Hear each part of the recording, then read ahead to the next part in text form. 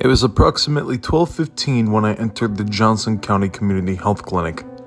I was there for an appointment I had set up weeks ago, just a routine checkup.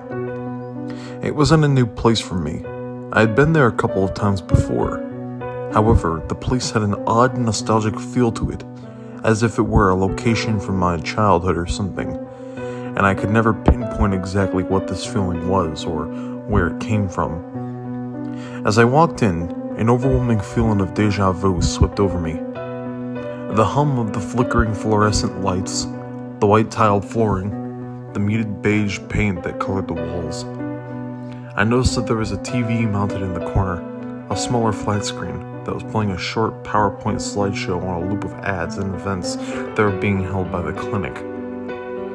I passed the empty waiting area, a small area of the main room with magazines, children's playthings, and blue cushioned chairs, and approached the woman at the front desk. She was sitting in her bluish-gray office chair, looking at a spreadsheet on the same Windows XP desktop they've had since 2008. There was a sign-in sheet on the counter in front of me. "I have an appointment with Dr. Pevins," I asked. "What time?" "12:30, I replied. She began typing something into her keyboard. "Ah, yes," she responded. "Gary Johnston?" "Mm-hmm." "Yes, I'll tell the doctor. Please fill this out." She handed me a clipboard which held a simple fill-out form. I walked back to the waiting area, took a seat, and began to fill out the form. I was about halfway done with filling in my information when I slumped back in my chair.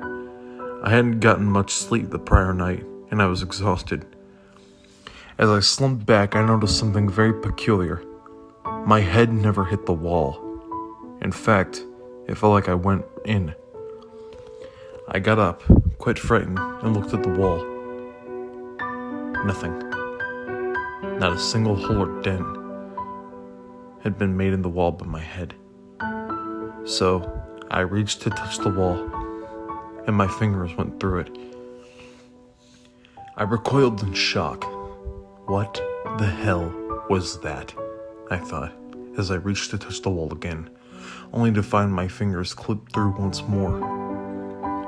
Then, suddenly, I lost my balance, tripped, and fell directly through the wall. I fell face first onto some dirty tan carpeting.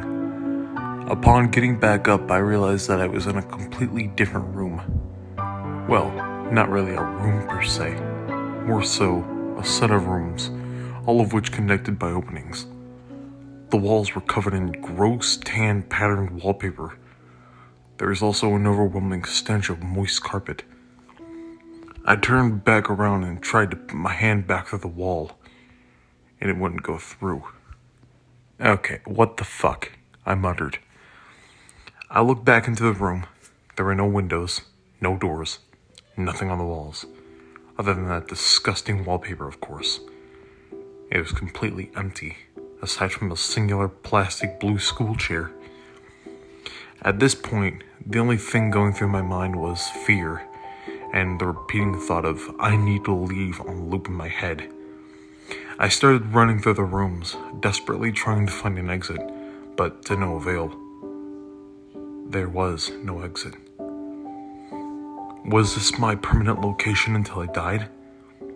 No, there had to be a way out. I wasn't just going to be left here, right? Eventually somebody would notice that I was gone. But nobody did. Then, in the distance, I heard footsteps, but not those of a human's, at least not a normal human. Alongside the footsteps was a gurgling snarl, like that of an angry animal. I began to run. I ran as fast as I could from whatever the hell was approaching me. I didn't want anything to do with it. I ran for what seemed like forever, but I was always back in the same room I started in. At least, it looked like the same room. Not that I could tell them apart. So, I sat down, defeated. A feeling of dread filled my body as I started to cry. I was going to die here.